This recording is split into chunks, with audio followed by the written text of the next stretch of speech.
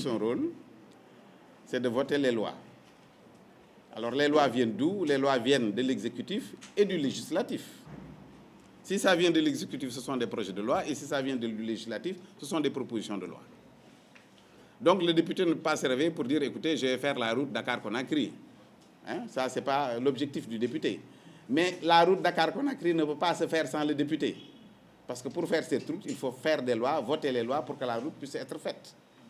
Cela veut dire que nous avons dit que le député est au centre du développement d'un pays.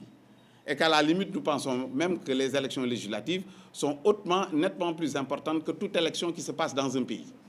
Et j'ai eu l'occasion de dire hier à la télé qu'il y a des pays qui n'ont pas de président, il y a beaucoup de pays d'ailleurs, et ça a tendance à disparaître, la notion de président.